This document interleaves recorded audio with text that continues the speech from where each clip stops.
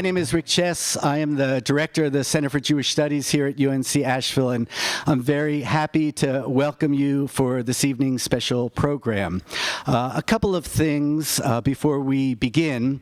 First, I want to mention that we're recording this evening's program. It will be aired on Asheville Educational Television at some point.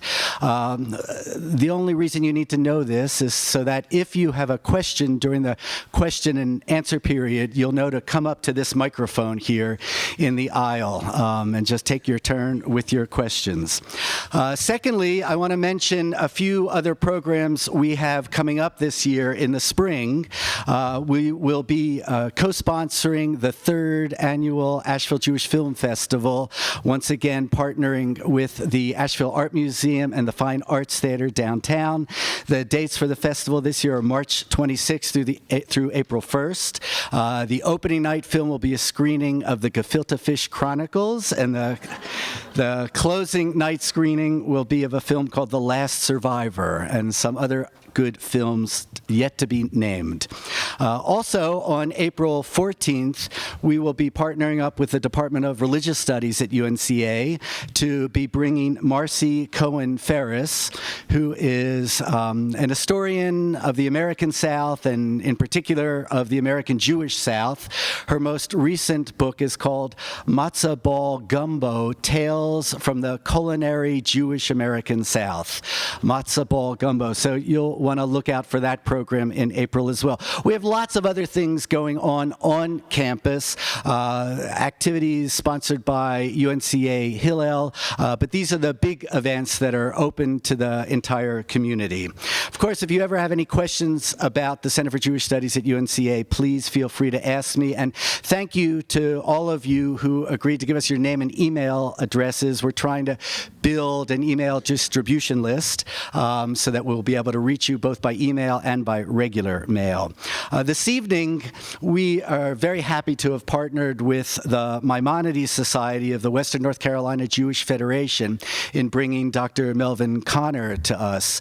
I'm not going to actually introduce Mel Konner tonight. I'm going to call on a colleague of mine in just a moment. But I first heard of Melvin Konner when I came across his book, Unsettled, which is a truly original history of the Jewish people. And I knew just from looking at the title and reading the first few pages that this was a man we needed to bring to Asheville. But I didn't act immediately on that hunch. It took till his next book specifically on a Jewish subject, The Jewish Body, came out, that I knew I couldn't wait any longer. And in between his publishing of Unsettled and The Jewish Body, I had a conversation with my friend and colleague John Wood, an anthropologist here at UNCA, who told me he had been Mel Konner's student and was his friend. And so I asked if he could just help us get an introduction to Mel Konner, and I think that opened the door for us. I do want to mention that Malaprops is here, as they always are, supporting our events. There are 3 titles by Dr. Konner available tonight. The Jewish Body that I already mentioned, his most recent book, The Evolution of Childhood, and then also copies of Unsettled. Unsettled is out of print, unfortunately. Dr. Konner brought some copies of his own to make available to us this evening, and he's generously donating the proceeds from the sales of that particular title to the Western North Carolina Jewish Federation. So you can get a great book, and you can also help our local Jewish Federation by picking up that title, which you won't be able to get anywhere else other than here tonight. So now I'd like to call on my dear friend and colleague, John Wood, who will formally introduce Dr. Konner. Welcome all tonight. I wanted to tell you a little bit about something else that you haven't already heard about Mel Konner. Professor Mel Konner, Harvard PhD, Harvard MD, currently the Samuel Dobbs Professor of Anthropology, Neuroscience, and Behavioral Biology at Emory University. He is the author of at least 10 books, several already classics, dozens of academic articles, countless essays, and reviews in the popular, albeit highbrow press, the New York Times Magazine, the New York Review of Books, Nature, the Sciences. His most recent book, The Evolution of Childhood, out this year, is nearly 1,000 pages long. You've seen it outside. The New Yorker called it magisterial. The Atlantic called it monumental. And these are words that these publications don't throw around like arugula. His academic titles and accomplishments indicate Professor Konner's numerous achievements as an anthropologist, a neuroscientist, an intellectual, an investigator, an interpreter of the frontiers between biology and culture, evolution and invention. But if you want to know, his achievements risk distracting us from more important focus. He was one of my professors in graduate school, and I'd rather tell you about two personal characteristics which his titles and achievements are but symptoms. The first is his extraordinary curiosity and interest in the human condition. He's always taking notes, and this was something, no matter where he was taking notes, filing them away for the next book, no matter where he was. He was doing field work as an anthropologist. The other is his great capacity to synthesize what he finds out, what he knows, and convey it to others, experts and laymen alike, in clear, graceful, and insightful prose. He's a scientist, yes, a pursuer of knowledge, but he's also a writer. When, as an anthropologist, he became interested in human biology, he didn't simply read up on the subject. He became a medical doctor. And as if med school wasn't enough, he wrote a book called Becoming a Doctor, so that others might know what happens to a medical student. And what did he do with his interest in the relationship between the human body, the province of medicine, and culture, the province of anthropology? He wrote a book called The Tangled Wing on biological constraints on the human spirit. This is what Professor Konner, what Mel Konner does. He gets to know the world, and then he helps others know it too. Join me in welcoming Mel Konner.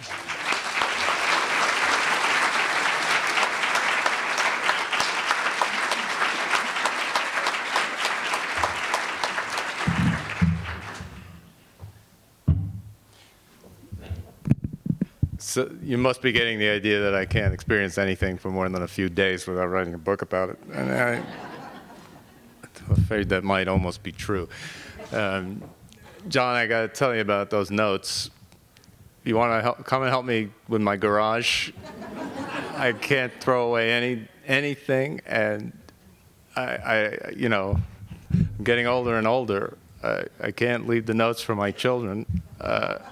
I've got to do something about it. But fortunately, I have a condition called writer's cramp now, occupational dystonia, so I can't take notes like I used to. At least they're not continuing to accumulate. So nice to be here, and thank you so much for coming. I think the interest in this subject is very surprising, and I'm sure that there are people here. I know that there are people here who are, as it were, members of the tribe, and I know that there are others who aren't. And if you're not, don't worry. It's a little weird to be describing your own tribe, but it's not called a tribe for nothing. And I will try to give you some anthropological insights, but I don't pretend to be unbiased because I am a card-carrying member, more or less. I was at least raised Orthodox in Brooklyn, New York. I've been living in Atlanta in Georgia for almost 28 years, and I'm very happy there, very comfortable there. Although I have to say it was a little bit of a jolt the first time I realized that I would have to drive north to get to South Carolina. But it was okay. I got used to it, and I do think of North Carolina as the jewel of the southeastern region in terms of intellectual activity and research and the arts, and so it's great to be with you. I'm going to talk about the Jewish body, and that covers a lot of sins in my view, also some virtues, I guess. The the topics will range rapidly over definitions of the body by Jews, definitions of the Jewish body by Jews, definitions by non-Jews, sex differences, purity, and purification, which has the other side of the coin is contamination, obviously, and probably most importantly, strength and weakness. And a little bit about diseases too, and about genes. So we have a lot to do, and I think I should get started. There'll be a little bit of jumping around in history in order to keep the topics more or less coherent. And I did want to tell you one more thing. I've noticed that over the years in teaching Jewish anthropology that the students in my class who get the highest grades are usually not Jewish. What is that? Yeah. I think I figured it out, because the Jewish kids think they know it all before they come in, and they are very mistaken, because the perspective that I take is quite different from the one they've gotten. And I hope you'll find that the one I'm going to take now is different from the one you've gotten. So how did the Jews originally define the Jewish body? Well, the male body was defined in part with circumcision, as depicted in this 18th century woodcut. And the term fruitful cut was used by an anthropologist who pointed out that, of course, the Jews are not the only people in the world who circumcise males, and there is a general tendency for people who do it to connect it with fertility. So there's an idea that you do this and you get an increase in fertility. For those of you who've lived a sheltered life, this is a uncircumcised penis. This is a foreskin retracted, and this is a penis with the foreskin removed. And that's a traditional device for removing the foreskin, but it's done in a little more sophisticated way nowadays. Now, the downside is in the first commandment to do it. And God says to Abraham, and the uncircumcised male who is not circumcised in the flesh of his foreskin, that soul shall be cut off from his people, for he has broken my covenant. Cut off from his people, that is the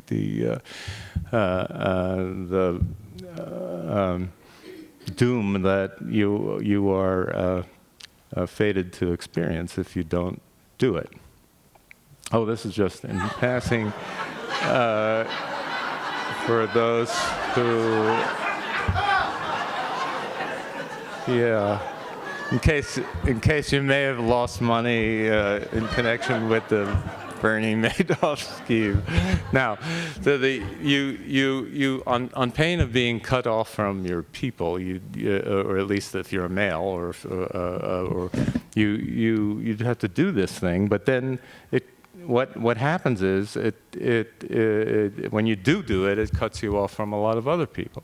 And in the ancient world, the Greek ideal was a perfect body, and a circumcised penis was not consistent with the ideal of a perfect body, and that was a separation between the Jews and others, especially the Greeks and Romans, who they were often interested in assimilating to. And the Greeks competed naked in their games, and Jewish boys who wanted to compete could not do that without extreme embarrassment. And there was even an operation invented, it's reported by the Roman physician Galen, to try and reverse circumcision. Not very successful. So the upside is, I will make you exceedingly fruitful, and I will make nations of you, and kings will come out of you. So that's the covenant. That's the deal that God makes with Abraham, and that's the Jewish connection with fertility. Now, what about women? Well, women are enjoined to purify themselves in a ritual bath or mikvah, when this is one from ancient Israel, and to do that at the end of the menstrual period, the monthly menstrual period, and not to have sex during that period or before they have gone and purified themselves. Now, men also have to purify themselves on certain occasions and holidays, after nocturnal emissions, for example, and there are occasions where men have to do it. But the laws about menstruation were a defining characteristic of the situation of Jewish women, because to this day, very Orthodox Jewish men do not keep company or touch with or touch any women that they aren't closely related to, because they may be menstruating. And that purity that obsession with purity has kept the Jews separate from surrounding peoples. These are the Beta Israel, the Ethiopian Jews in Gondar, and they had strict laws of purity, and in fact, they were the objects of one of the strangest epithets, I think, ever directed at the Jews, which is their neighbors said that they washed so often that they smelled like water.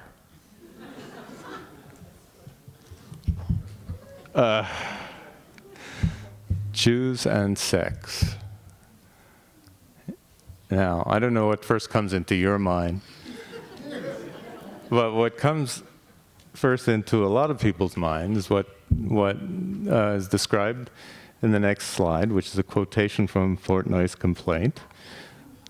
"Doctor, my doctor, what do you say? Let's put the id back in yid." And this is a book that it's a wonderfully funny book. It's an entire monologue of the character, who's very much like Philip Roth, talking to his doctor, who's his psychoanalyst, and it's all about how his Jewish upbringing and Jewish childhood and Jewish repression and Jewish restrictions made him impotent and made it impossible for him to function.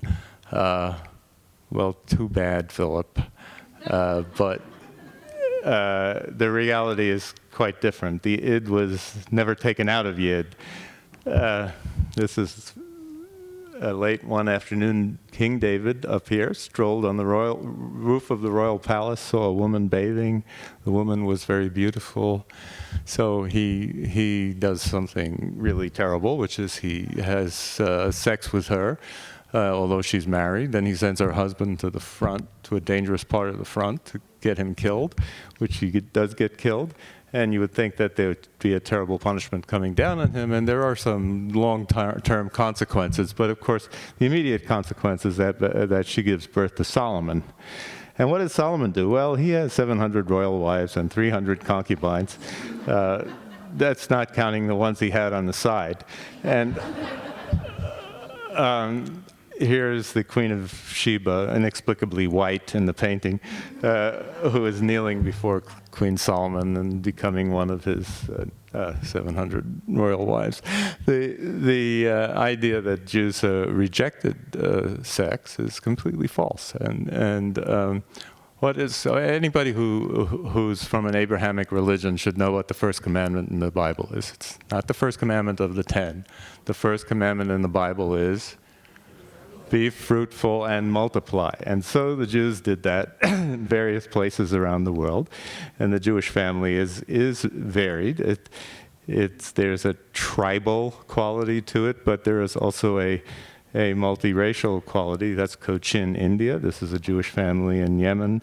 This is a Jewish family in Kaifeng, China in 1910. And the Jews were trying to carry out that commandment in all these places and times. But now there's something strange, a little bit strange going on. These are the only graphs that I'm going to show you. These are projections about what's going to happen to different categories of American Jews depending on over the next 4 generations. So this is, if everyone starts with the same number, 100 people, what are they going to have in the second, third, and fourth generations?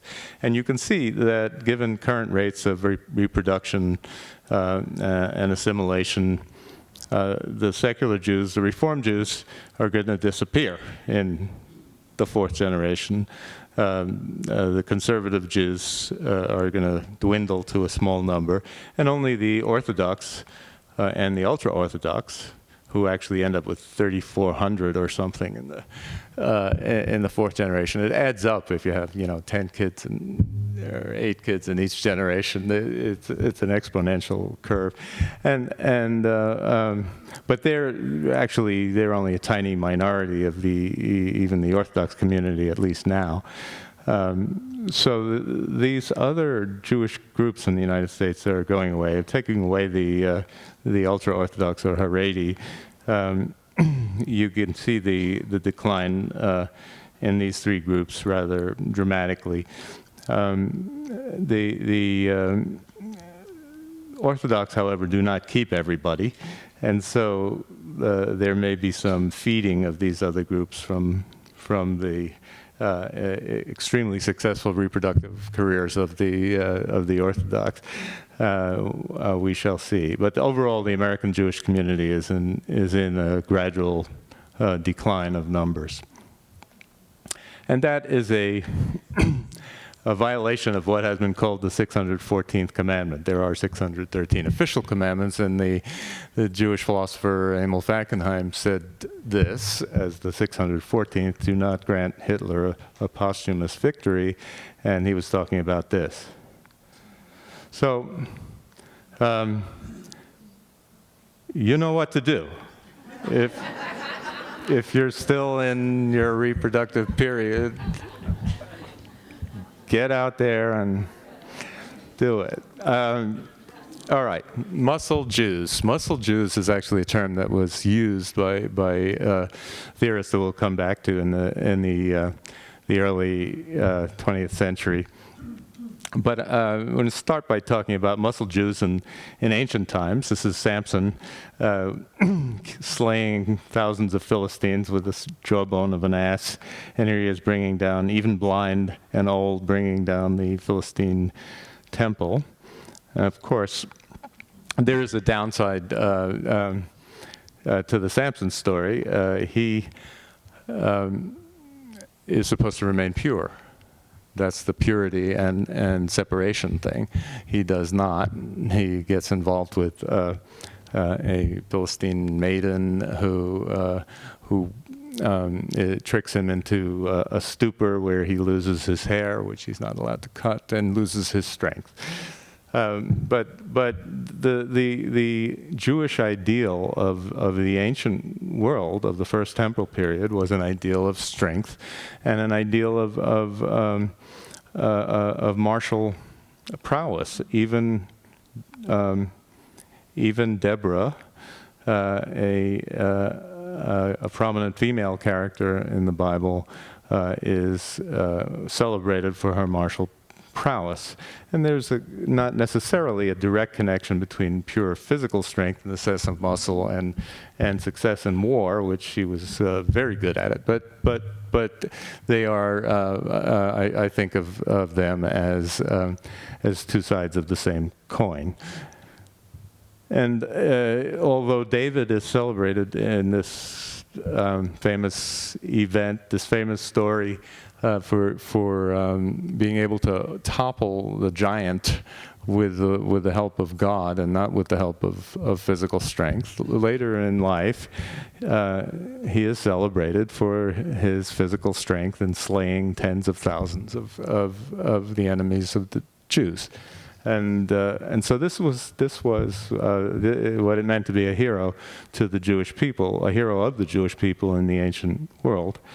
This is an Assyrian depiction of their attack on the northern kingdom of Israel in around 700 BCE, and their depiction of the Israelite defenders who who up to a point were very good at war, but they lost that one, and the result was the Israelite king bowing down in defeat. So what happened next was Israel, the northern part of the kingdom, fell, and then Judah, the southern part, fell to Babylon.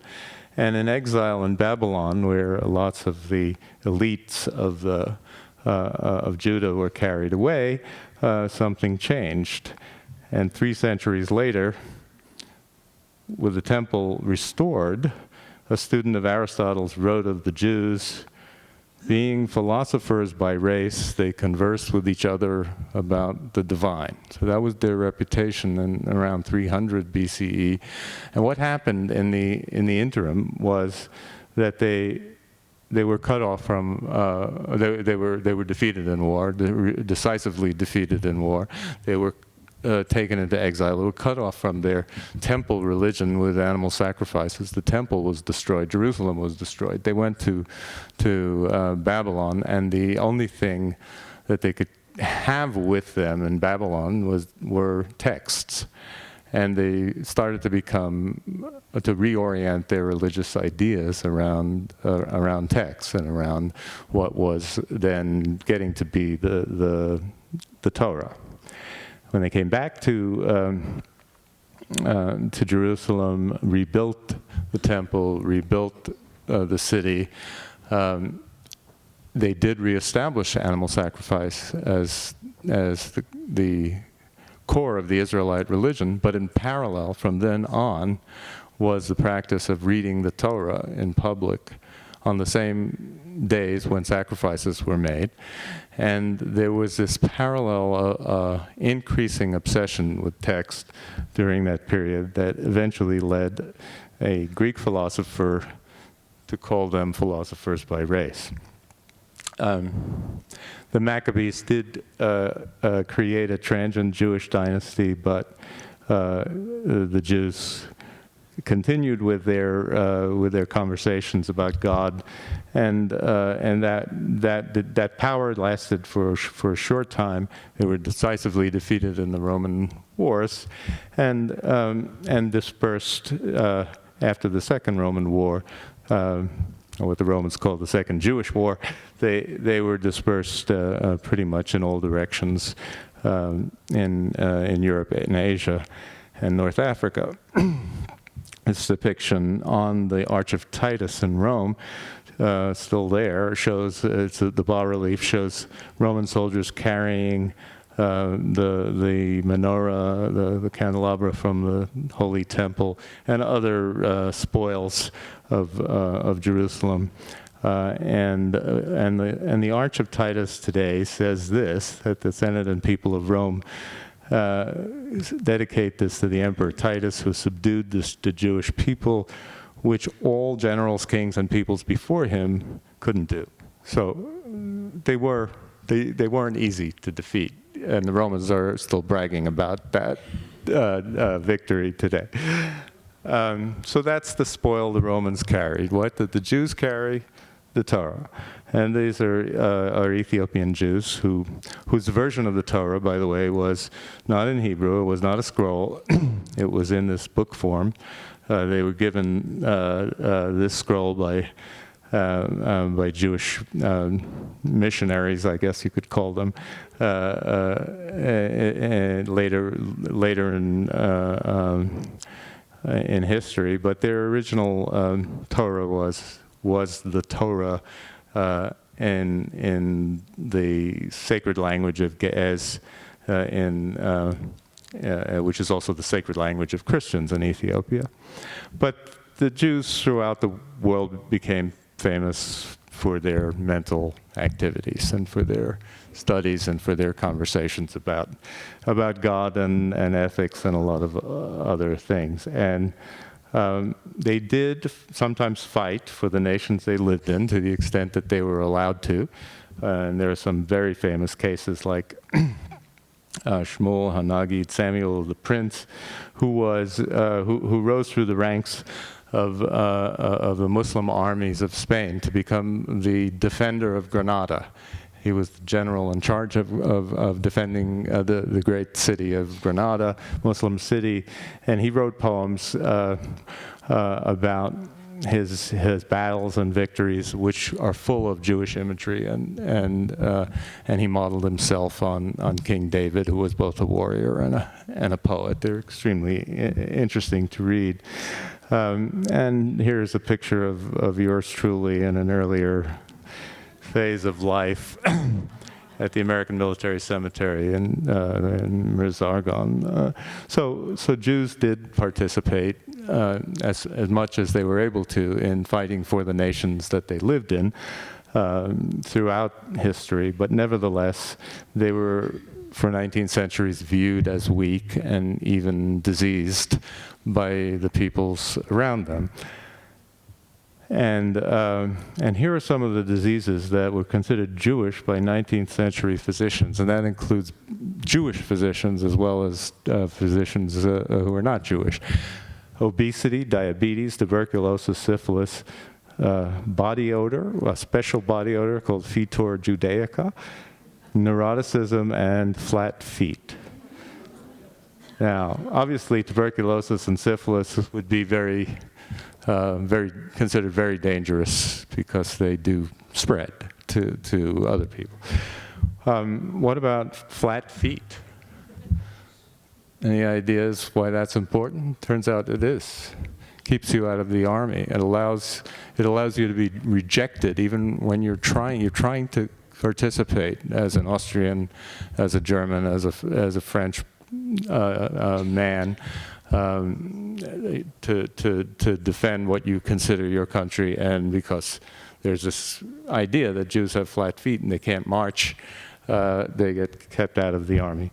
And neuroticism is in a way the most interesting, because it was called neurasthenia, and the idea was that this too was contagious, that it was an idea that was contagious. It was the not an idea, but a mood, a mental weakness, an inability to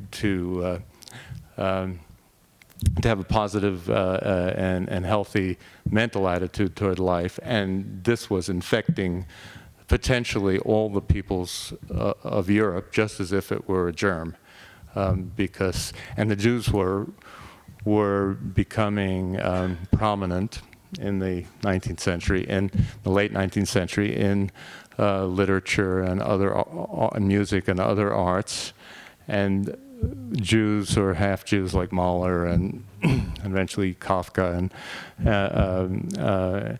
and Jewish painters, expressionist painters. They weren't only Jewish, but they were considered to be promulgating degenerate art forms, which were debasing the cultural and mental state of Europe. And this was considered very dangerous. But the ultimate weakness was race.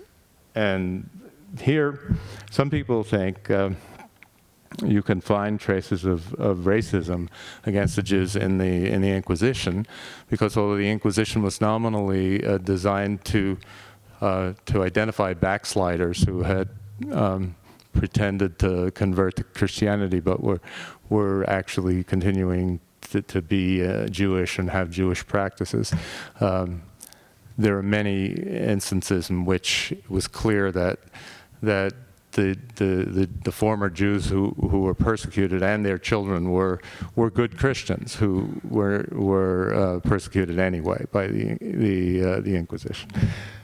But where it really becomes clear is in the so-called scientific anthropology of the 19th century. Foundations of the 19th century was a book published in German by an English historian who described the rise and fall of nations in European history on the basis of whether the Jews were there, in which case the nation fell, or whether the Jews were kicked out, in which case the nation was able to rise again. And that book appears in the diary of, I'm going to say, Himmler. I think it is. It's one of the top Nazis who said, you know, he says in his diary after reading this, you know, you accept what he says because it's scientific, and it's not anti-Semitism. It's objective, and therefore it's believable. These terrible Jews. Here's some guy writing a book. It can't even get published in his home country of Britain. Can get it published in Germany. There's plenty of anti-Semitism in Britain too, and having a major influence on Nazi top echelon Nazi thinking about the Jews. So you have blood or genes in the early 20th century. They start to be referred to as genes, and the Jews become the disease of Europe. They can spread everything bad through miscegenation, through germs, and through their bad mental attitudes. And what they're spreading is weakness, physical and mental weakness. So what happens next is that some people start to try to revive the body. And here's a quotation from a popular American magazine, 1882. Jews rebuilt the temple using the trowel with one hand, while with the other they warded off the molesting enemy. Where are the warrior mechanics today equal to either feat? For 1900 years we have been living on an idea, but our body has been starved. Let our first care today be the reestablishment of our physical strength. Anybody know? Want to guess? What? Herzl? No. Herzl was, until the early 1890s, pretty much had no interest in Jews or Judaism.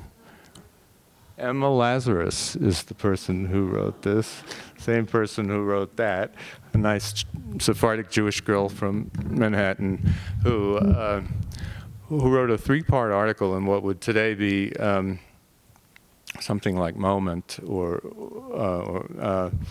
it was a magazine called American Hebrew, and it talked about the revival of the body in terms that actually mirrored the terms that were beginning to be used by early Zionists, and this was the same year as the first modern colonies of Jews moving to Israel. 20 years after that, you have Max Nordau, a German Jewish physician, who started a movement which was based on the term muscle Jewry, Muskeljudentums, muscle Jewry, and his idea was that Jews had to actively rebuild their physical strength, where they would never escape from the traps that they were in relation to the other peoples of Europe who looked down on them for weakness. And he was essentially saying, yeah, we are weak, and we do need to build up our strength. Let us once more become deep-chested, sturdy, sharp-eyed men. And this is the Bar Kokhba Athletic Club of Berlin of 1902.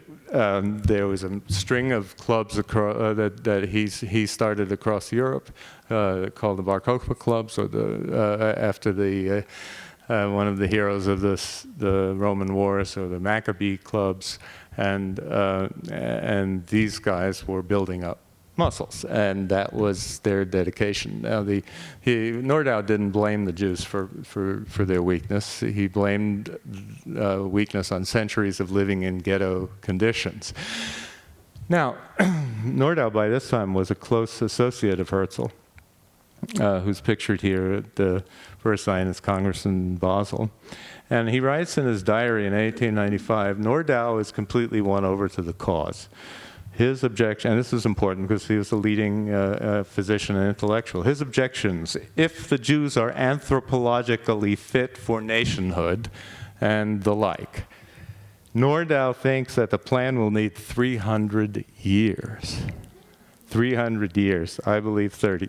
Now, why 300 years? Because Nordau, with a not very good idea of what evolution really is, thought that the Jewish body had to evolve back to a higher level of strength like it may have had in the ancient world before Israel could be repopulated by Jews in any successful way. And here's another diary entry in that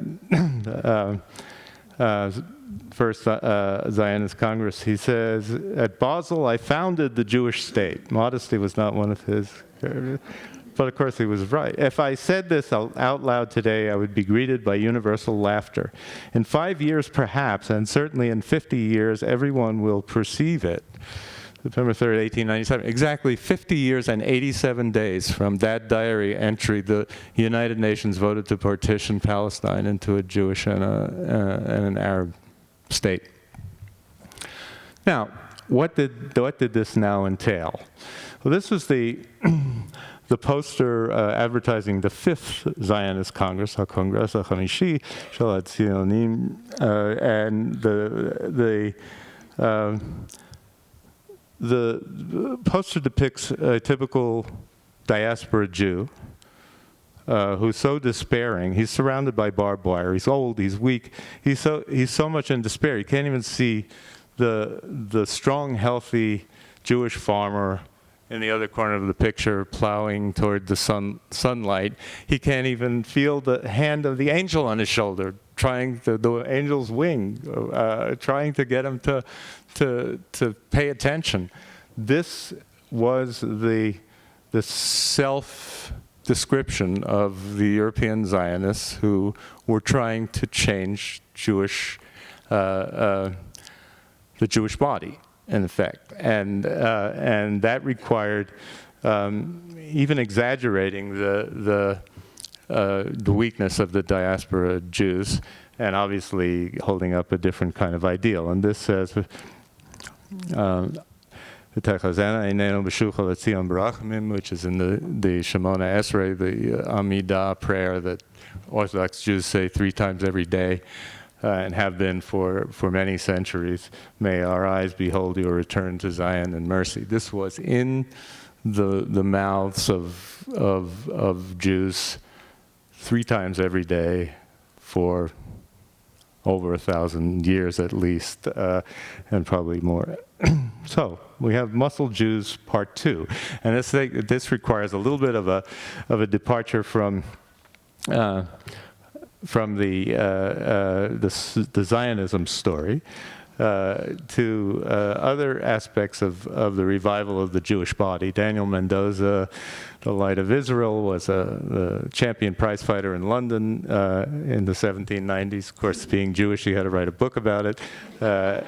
This is in the early 20th century in the United States, the great fighter Benny Leonard, and a little later Barney Ross, who was originally Beryl Rosofsky, and became a hero of World War II. And today we have Dmitry Solita, who's a Russian Jewish boxer, who's depicted here saying the morning prayers with tefillin on. You also have famous Jewish weightlifters like Sigmund Breitbart, who had the goal, never fulfilled, of recapitulating some of the ancient achievements of Samson, and wanted to return to the Holy Land to do that. And he was quite famous and enterprising. And here's Mr. Israel F.E. Kivelevitz, a recent incarnation of something similar. And here's Shoshana Treichel, bodybuilding champion, who was attacked in Central Park one day and didn't like it, and decided that she'd be in a different kind of shape next time it happened. Not all the revival of Jewish aggressiveness and the Jewish body was positive. This is Monk Eastman. And this is Big Jack Zelig, who looks so friendly and nice in this picture. He used to charge $10 for a knife slash to the cheek, $25 for a bullet in the arm or leg, it's $100 for murder. Jewish gangsters were the dark side of the revival of Jewish the Jewish strength. So what about Jewish beauty? Certainly, there is a long tradition going back, as we saw to before Bathsheba. Abraham lies about Sarah, his wife, when he travels with her in Egypt. He tells the Pharaoh and others in Egypt that she's his sister because she's so beautiful that he thinks he's going to be killed if people know that he's married to her.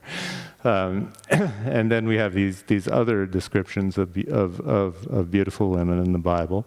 But we also have, and that also includes women who become attractive to non-Jewish people, of men of power, as in the story of Esther, the daughter of Shylock. Shylock is famously ugly, usually more ugly than in this painting, despite his speech about his humanity, his physical humanity. His daughter is very beautiful and ends up converting and running off with a Christian nobleman. And Rebecca in Sir Walter Scott's Ivanhoe is described as the fair flower of Palestine, and she is abducted by a knight in this novel. And in fact, there are two different knights who fall in love with her, and it's said that Sir Walter Scott had a crush on Rebecca Gratz, who was a famous Jewish beauty and hostess of the era in which he was writing the novel, and modeled his character on her. But so that's certainly, Jewish women have been described in song and story and scripture as beautiful, as attractive to Jewish men, as attractive to non-Jewish men. But there seems to be an issue that arises about Jewish women's beauty, and that painting by Andy Warhol, pretty dramatically shows you what a lot of Jewish women wanted to do in the 20th century, and still do. This is Jacques Joseph, a Jewish plastic surgeon in Germany, who invented rhinoplasty, which my editor and friend Jonathan Rosen brilliantly called a kind of circumcision into the Gentile world. And but Joseph looks really nasty in that picture. But he actually used to do this for free, where he thought that someone's life was really being crushed by their nose. Or in one case, the ears, and he would do this. He would do this for free if patients couldn't pay, and he presented papers at scientific conventions, medical conventions at the time, in which he described the transformation of people's life, women and men, when they had cosmetic surgery done, and they no longer, in one case, the guy was described as wanting to not only go to parties but give parties, when he would never even go to one before his operation. So this is something that became increasingly popular. This is Fanny Brice, a famous Jewish comedian, before and after 1923, when she seems to have had something done. And Dorothy Parker, who was a brilliant wit, who was half Jewish, said about Fanny Brice right after this, she cut off her nose to spite her race. Now, there's a germ of truth in that, and you can see physicians, surgeons talking about it. After World War II, Jewish parents at that time didn't want their children to look Jewish. They feared a stigma left from the war. Everybody wanted to look like a shiksa. Okay, that's putting it a little more straightforwardly. And plastic surgeons openly said that. There were still Jewish beauties who fit in. This is the first Jewish Miss America, Bess Meyerson, who became very successful not only for her beauty, but for many other qualities. And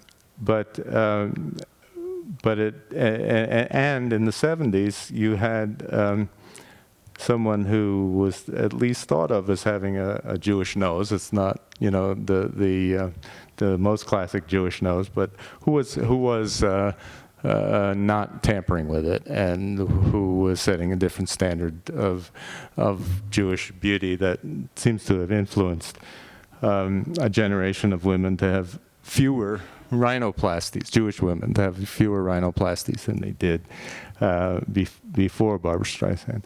So it's a very interesting conundrum. But here's a quotation from a textbook of cosmetic surgery in 1996, correcting the Jewish nose. That's what it says. It should be done with, and it gives the details. And there are other textbook entries that are equally explicit. And in 2005, an Orthodox Jewish plastic surgeon was quoted as saying, quote, "Things that are out of proportion are considered unattractive. That cuts across cultural lines. I come from a family where 4 out of 5 kids wanted rhinoplasty. I don't think they wanted to look Swedish. I think they all had beaks," unquote. Okay. Excuse me? I mean, how do you separate the ideal of beauty, which is a standard set by the dominant culture, from some sort of abstract aesthetic ideal, which I don't know how we would get at. But and this is an interesting observation by a scholar, Virginia Bloom. Certain kinds of noses speak Jewishness, Jews assimilating into a large Gentile culture, thus strip from our features the traces of our ethnicity. And we do all these other things in addition. And she's speaking about women, Jewish women, and trying to be in one way or another more accepted in the dominant Gentile world. Okay, so others redefine the Jewish body in different ways. This is an 1888 publication which shows you how to identify a Jew, how we may know him. Restless, suspicious eyes, curved nose and nostrils, ill-shaped ears of great size, like those of a bat, thick lips and sharp rat's teeth. Well, it goes on. Very, very objective and scientific, or not. But of course, the Nazis, and this is a cartoon from Der Stürmer, depicting those same characteristics in which the evil Jew is crucifying Europe, depicted as a virgin Aryan maiden. And it went, of course, beyond external physical characteristics. You see, there's another drawing in Der Stürmer, which is a Nazi publication, in which the microscope is being used to look at germs, which include Jewish stars, triangles representing homosexuals, hammer and sickles representing communists. And so then it becomes very scientific, and that's the translation of this poem here. So we got to keep ourselves safe and separate from these bad germs. And here was a famous little couplet of the time: Wasser glaubt es einerlei, in der Rasse liegt die Schweinerei. It doesn't matter what he believes; it's all the same what he believes. The piggishness is in the race. So this is the end of the people pointing a sword or a gun at the Jew and saying, "Convert or die." This was pointing the gun and just saying, "Die," and that's because it's no longer cultural, it's no longer religious, it's biological. And this is a children's book published in hundreds of thousands of copies, distributed throughout the German schools in 1938, called Der Giftpilz, which means the poison mushroom. And the whole idea was, just like it's very hard to tell a poison mushroom from an edible mushroom, it's very hard to tell a Jew sometimes from a good person.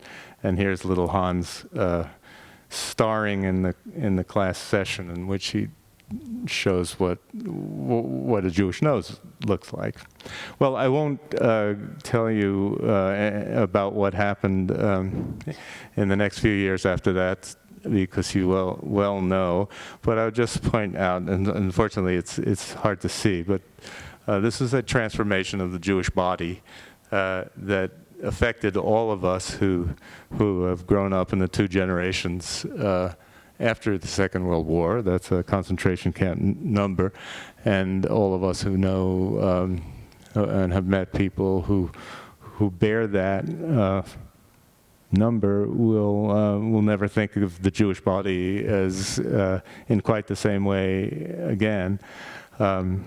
This lady, a Holocaust survivor, is at a Passover Seder celebrating Jewish freedom in 1986. So, let's see. There are Jewish genes, and some people think they're related to the Jewish intellectual accomplishments, and that is an idea which others think are very dangerous. You know that there are Ashkenazic Jewish diseases, at least, that are distinctive and much more common, and that in Ashkenazic Jews than in other people, and that just shows a certain amount of genetic isolation at some point in time. We also know a tremendous amount about Jewish intellectual accomplishments, and some observers think that they're just off the scale. The Jews have won at least 164 Nobel Prizes, 119, in science. They've won Nobel Prizes for writing in 8 different languages.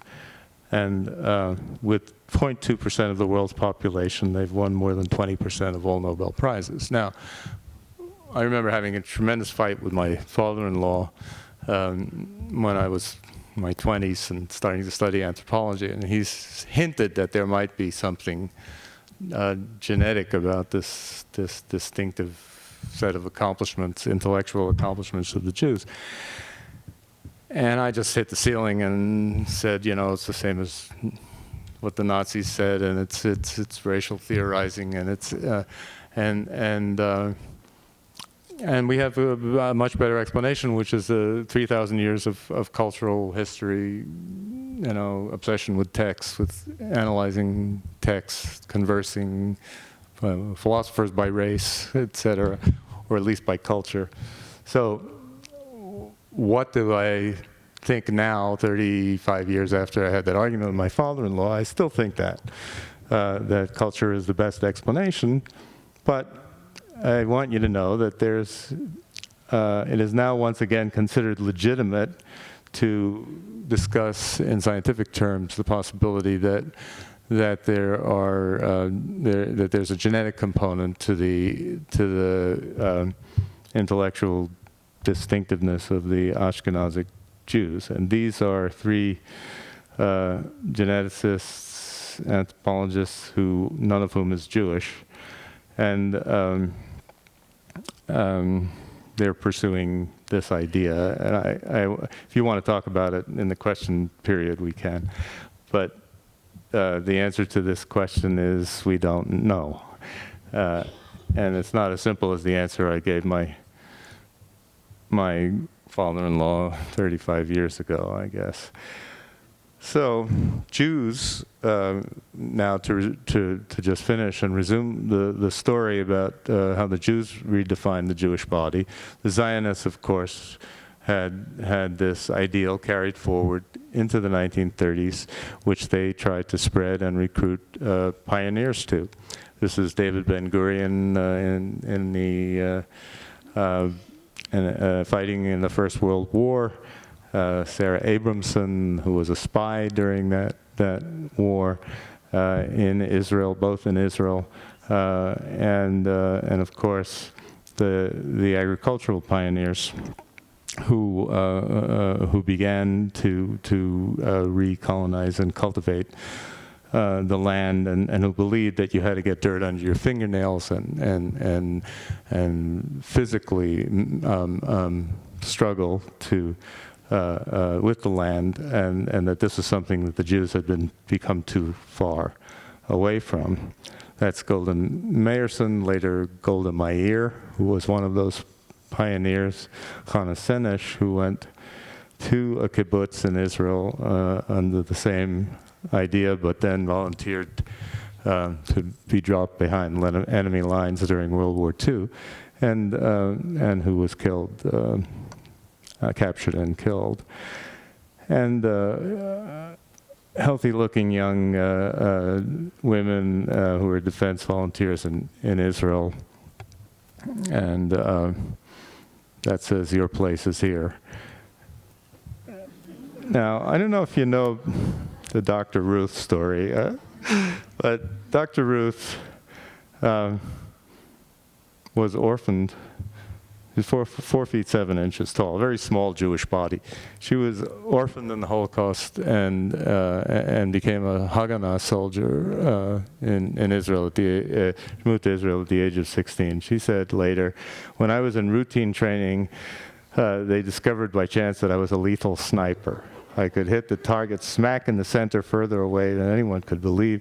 Even today, I can load a Sten automatic rifle in a single minute blindfolded. This is true. And she never killed anybody.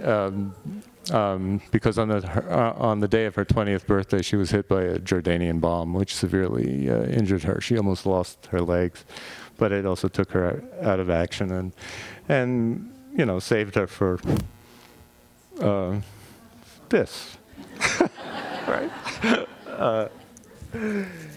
And I just have been reading this book, Startup Nation, which is about, in the midst of all the stuff that's going on in Israel, for better and for worse, there's a huge economic miracle going on. Israel has a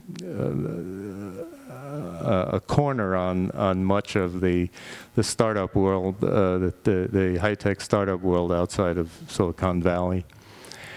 Nevertheless, and here we're really almost at the end, you have demonstrations in which Israel is the cancer that must be removed. Now, that's going back. Now we have, it's not germs anymore, it's cancer now, but it's still disease.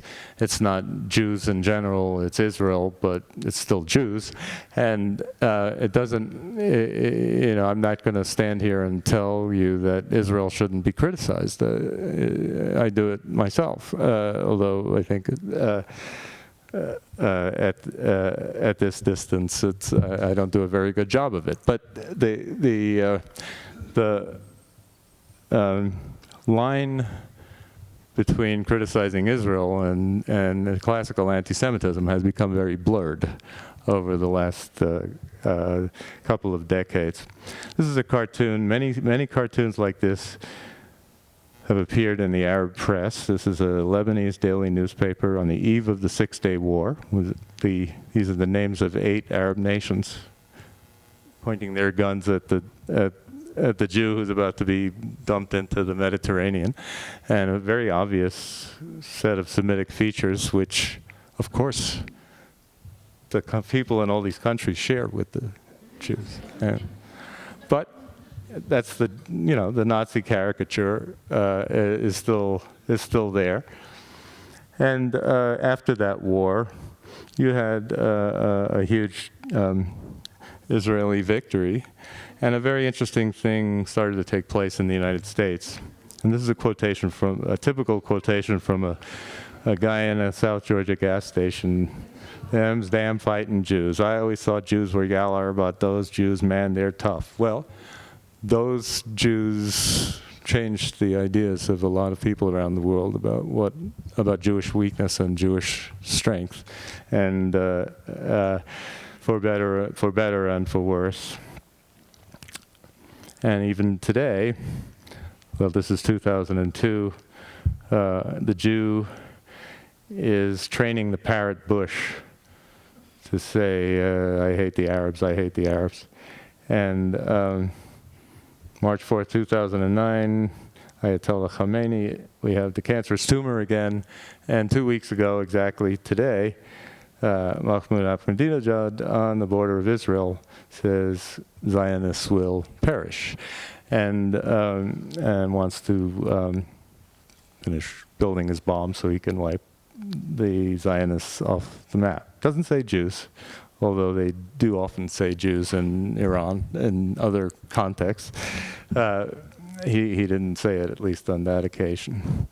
So I'll leave you with this idea that that's depicted here. It's very stark. I will also say that it's not going to work for these roles to be simply reversed, and for Jews to simply make victims out of somebody else. And nevertheless, Jews have a right to self-defense. In modern times, Jews have been weak as never before, then strong as never before. Strong is better. Thank you.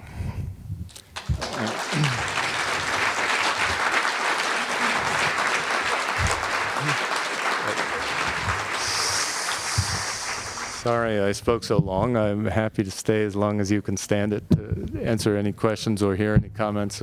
I'd like to ask, when was anti-Semitism begun and why? Yeah, so the second question I can't answer. The first question has a one very clear answer, which is before Christianity. Before Christianity, the ancient world was anti-Semitic, or at least anti-Jewish. And in Unsettled, I have some quotations, depictions of Jews in Roman writers, whose names you'll recognize, that are really nasty.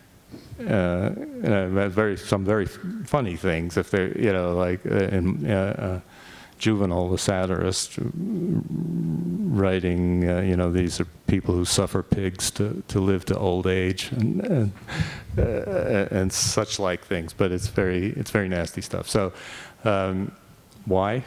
I don't know. All right, don't hit the ceiling like you did when your father-in-law asked you these typical questions. But to the year 2010. We have athletes out there making more money than I can possibly imagine. People criticize how much they make, and it's one of our driving forces as being a Jew to make some money. Why aren't there that many Jewish athletes out there today? What's holding back? Is it something nurture or nature? Right. Well, I'm not sure I have a good answer to that one, but I do know that Jews went through a period of intense interest in and achievement in athletics. They dominated the American boxing scene thoroughly, both in the ring and in the corners in the 1920s and 30s.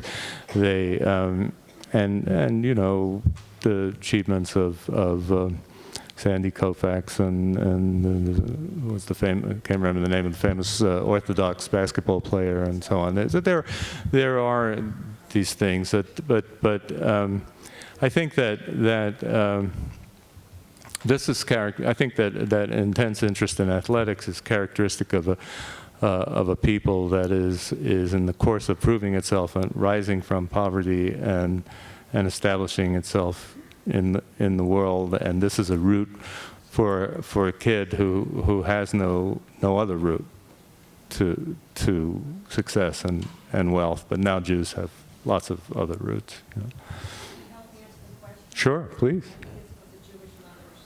You think it's the Jewish mothers, what they don't let their kids play soccer? I'm sorry. One of the reasons I have to differ. That one of the reasons that the Jewish kids don't get the high grades in my classes, the Jewish kids don't anymore get the highest grades in any of my classes, and the Asian kids do. The Indian kids, the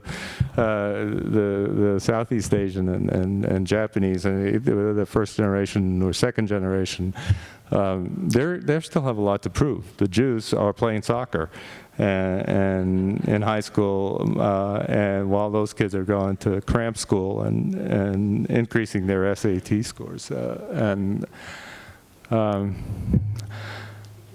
and that's sort of how I see it. It's a consequence. In a way, it's a positive thing, because it's a consequence of the tremendous success of Jews in the United States, that they don't feel like they have that much to prove anymore.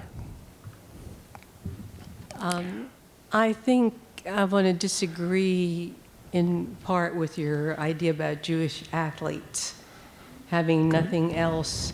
About time somebody disagreed with me, right? All right. Well, No, go ahead. Go ahead. I'm sorry. I think it's a desire to excel, and not a desire, in many cases, and not a desire to prove a point. And one of the most amazing horsewomen our country has ever produced happens to be Jewish, and she happens to be my niece. Oh, wow. That's great. What's her name? Her name is Margie Goldstein Engel. Margie Goldstein Engel. Yeah, she was Jewish. She is the only hunter-jumper rider in the history of the sport in the U.S. who has been Rider of the Year 10 times. And that means each year the horses that she rode, they were not her horses. These are horses that are worth at least $1 million each. She probably buried several of them along the way, right? But the horses that she rode for that year earned more money for their owners than anyone else. And it wasn't that she came from nothing. She didn't come from wealth, but it was this desire to excel at this since she was 8 years old. You know, I take your point, and that's why I mentioned Koufax and Mark Spitz, and there are other examples. But they're isolated examples today, and Jews are not as represented proportionately in the ranks of athletes as they were, you know, say in boxing in the 1930s, and so it's a change. It's not that there aren't going to be some Jews who always want to do that, like your niece. I think that's wonderful, so it's you know, nothing in no generalization in human affairs in anthropology. In fact, no generalization in biology is 100%. Everything is probabilities. It's so funny that I'm coming to the mic next, because I just went on a few dates with a Jewish man who was one cut away from making the Olympic show jumping team in the late 1990s, and I thought that was rare. So we're back to back. That is funny.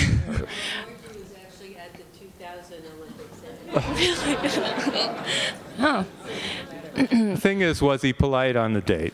He was very polite. Yes, Okay, good. Yes. And I was an equestrian too, so we had a lot to talk about.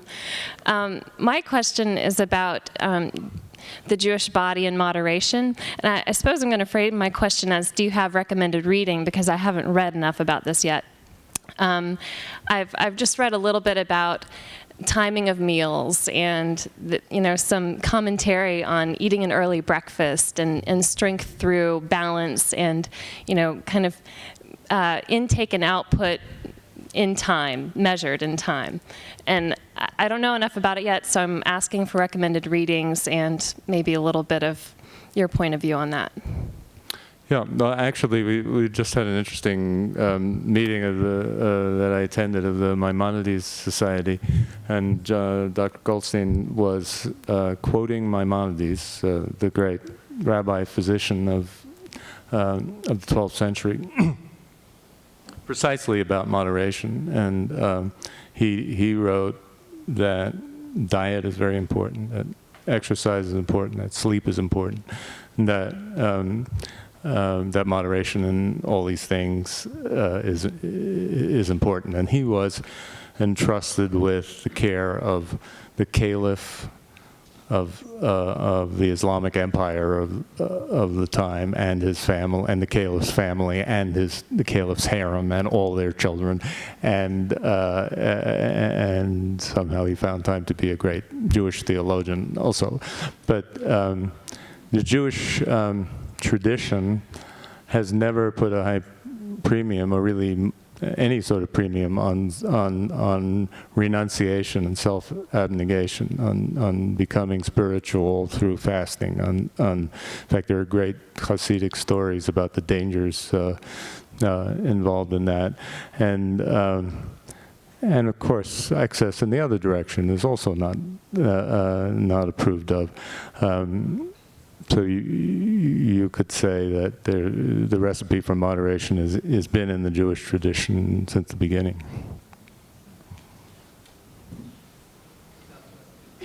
What? Without bread, no Torah.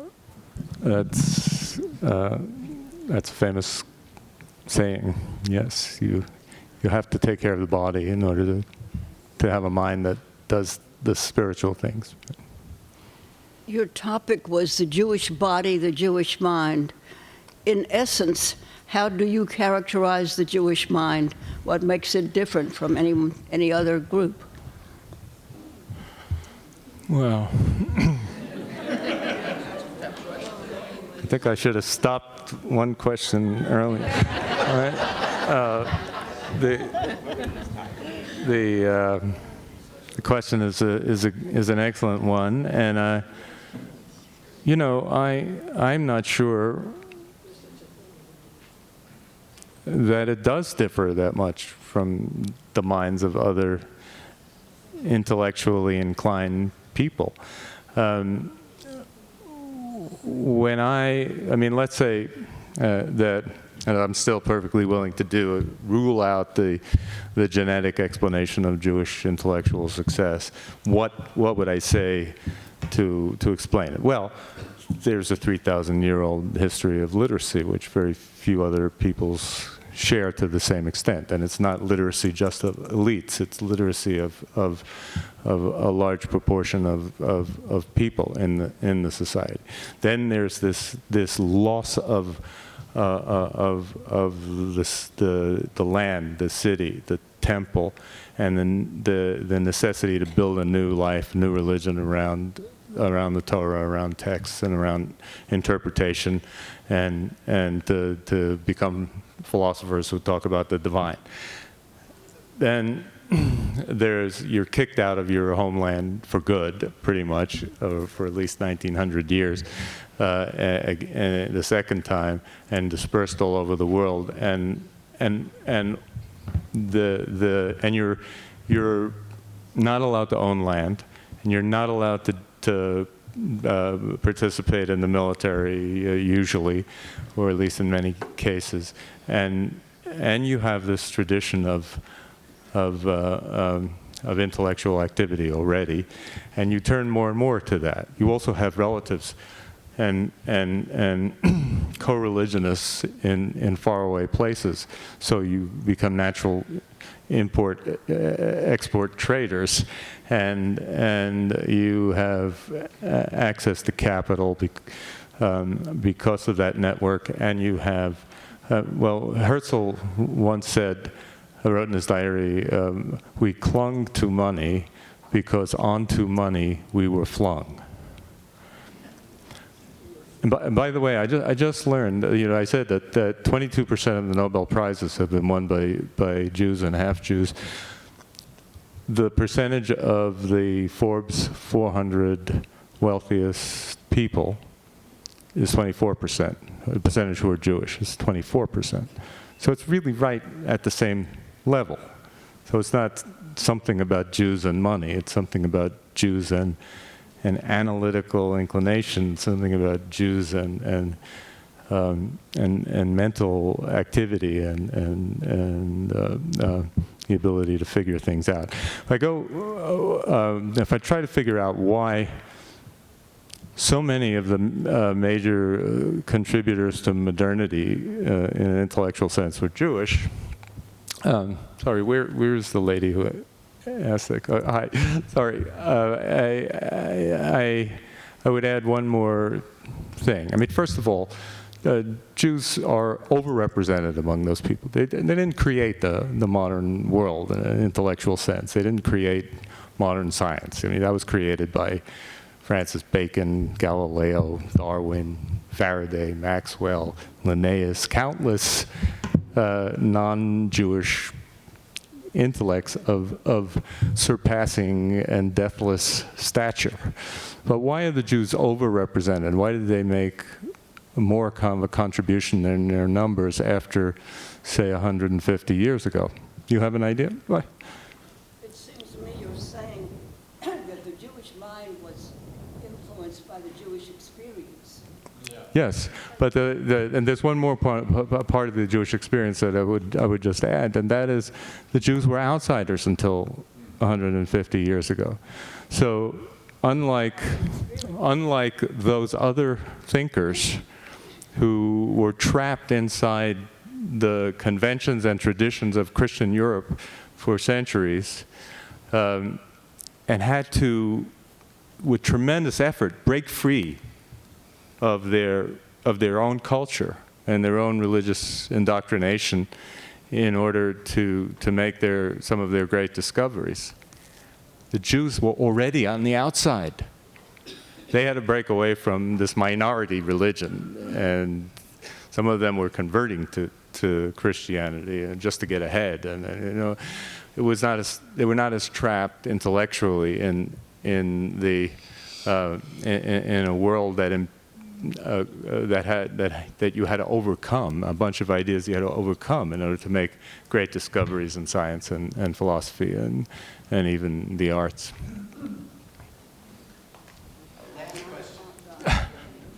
Oh, we have two hands up. Well, she's been waiting, and then we have one more. Yeah. I heard through your talk a big focus on Ashkenazi Jews. In this Jewish anthropological picture, where do the Sephardic and Mizrahi Jews fit in? Okay, so that's a wonderful question.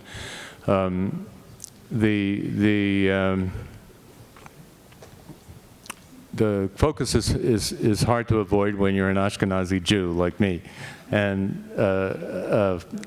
in addition, over 80% of the Jews in the world today are descended from Ashkenazi Jews. But that doesn't mean the others are not important. And I did try to say something about the Ethiopian Jews, the Jews of Kaifeng, the Jews of Cochin. These are, and the Mizrahi Jews, who are the Jews of the Middle East, and the Sephardic Jews who have, just a tremendous cultural achievement and fluorescence in their own right. Magnificent poetry, magnificent proverbs, language, and traditions, and that they, when they were exiled from Spain, they spread all around the Mediterranean. And I wrote about this more in my book Unsettled, which unfortunately is out of print.